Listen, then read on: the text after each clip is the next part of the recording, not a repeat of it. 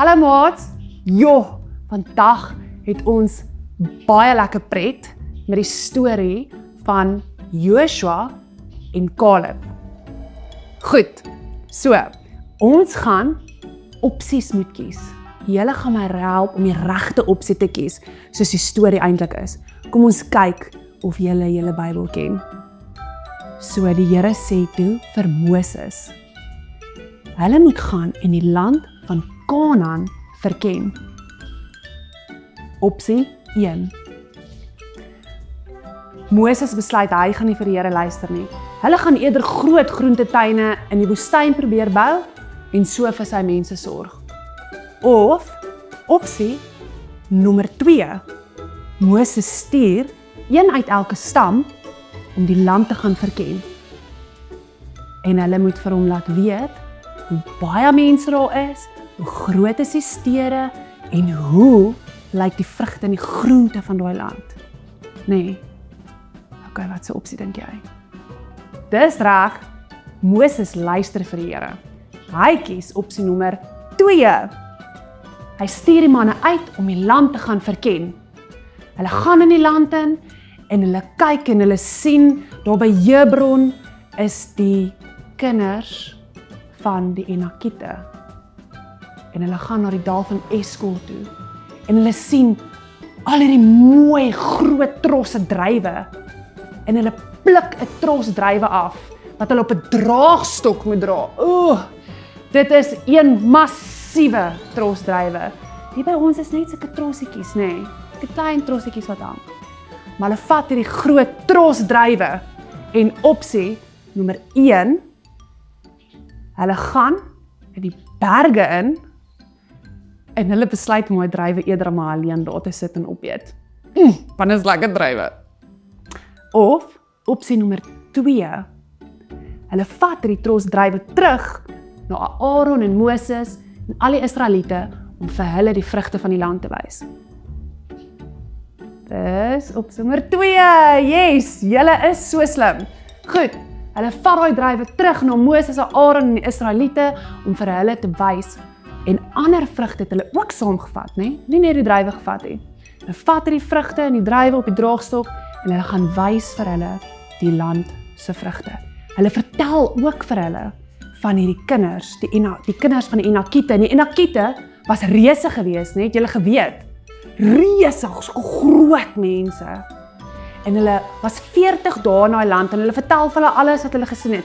Hulle het die hele land gaan verken en hulle het gesien dat daar die stamme is van die Jettiete, Jebusiete, Amoriete, Kanaaniete, die Amalekiete, ja, al 5 van daai stamme. Sjoe, die mense is oorweldig, want hierdie mense is groot en hulle is sterk, maar die land is goed en dra lewer goeie vrug op. Caleb maak toe almal stil en hy sê, opsie nommer 1. Met die hulp van die Here kan ons hierdie land inneem en in besit vat. Of opsie nommer 2. Hulle is bietjie bang. Kom ons bly vir veiligheid, maar eerder net hier in die woestyn. Wat se opsie dink jy het Caleb gesê? Ja, Caleb was baie braaf en hy het op die Here vertrou. Opsie nommer 1. Hy het gesê, die land is goed en met die hulp van die Here kan hulle hierdie land in besit neem. Sjoe, die Israeliete en die ander klomp leiers is bitterlik kwaad vir Joshua en Caleb en sê dat hulle dit nooit sal kan doen nie. En hulle is versprei negatiewe nuus oor die hele Israel en hulle almal is so kwaad vir Caleb en Joshua. En toe val Moses en Aaron op hulle gesig voor die Here en Caleb en Joshua skeer hulle klere. Want hoe is die mense so negatief? Die land is goed en die Here is met ons. Ons kan die land in besit neem. Wat gebeur volgende? Opsie nommer 1. Die Israeliete jaag vir Caleb en vir Joshua weg en hulle lewe in vrede daar in die woestyn. Of opsie nommer 2. Die Here wil die volk straf, maar Moses vra dat die Here hulle asseblief moet vergewe.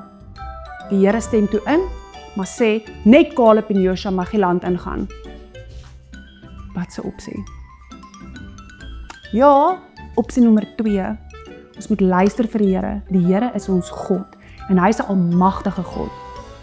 Opsie nommer 2 is, die Here wil die volk straf, maar Moses bid en vra vir die Here om hulle asseblief te vergewe.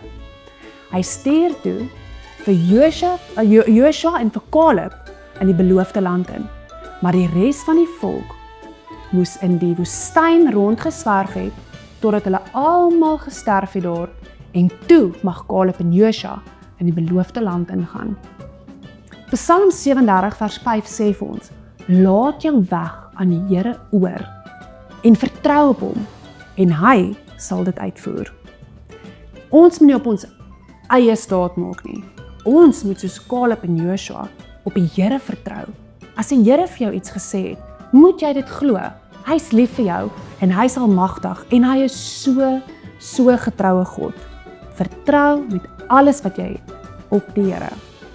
Goed maatjies, ek hoop julle het lekker geleer uit Joshua en Caleb se storie. Ek hoop dat julle dapper harte het en dat julle vertroue op die Here sal sit en nie op julle eie vermoëns nie.